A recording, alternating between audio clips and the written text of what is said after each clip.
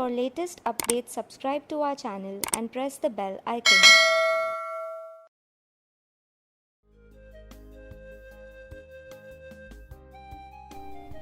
Welcome, friends. Thank you so much for joining me on this journey of logistics from evolution to revolution. Before we start the journey, let's understand the fundamental concept of this great word, logistics. The origin of this word logistics comes from Greek and Latin. In Greek it is logistikos and in Latin it is logisticus, which implies that it is the science of computing and calculating. In any enterprise, there are two major parameters. One is the production, the other is the consumption. And it is not necessary that both of them are together at one place.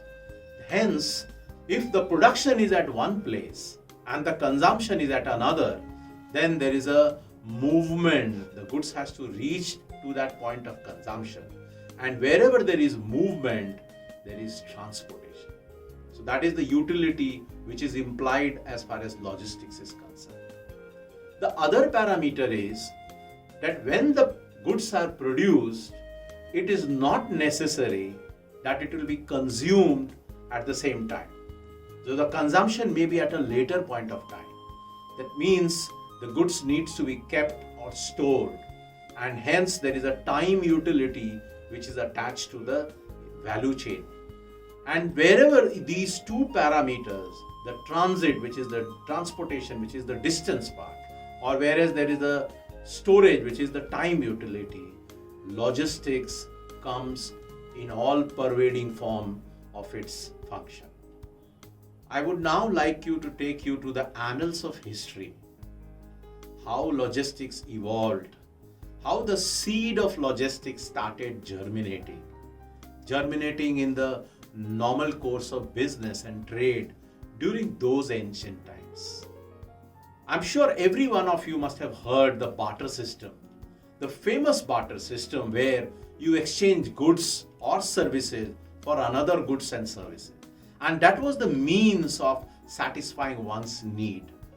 And slowly and steadily, as time passed, it started taking a form of a trade, a formal trade, which we call it as a village heart system, where the surrounding villages, they used to all gather on a predetermined location and at a predetermined time, and where all the craftsmen, artisans, farmers, consumers, every aspect of the social strata, they used to come and exchange goods. And that was a kind of a formal trade platform during those times. And then history took its turn, where the Roman Empire came into full form of an exim trade. And the sea, where people used to sail through for trading of products and commodities. It was in 300 BC where the Roman Emperor Julius Caesar, he started an exim trade, especially with the ocean. And when I speak about Julius Caesar, it makes me nostalgic of my English literature days. F2 Brute. Anyway, let me come back. So that was a time when the Roman Emperor, he started moving out of Rome and he started on a global level a trade and commerce of its own history. In 1305, when we had the House of Taxis in Europe, the first time a carriage drawn by horses for mobility of human and merchandise. That was another way of carrying goods and people, and some raw form of transportation started happening. And in 1621 AD, where we had the Dutch doing trade with the entire Western Africa. So continent to continent trade started actually happening.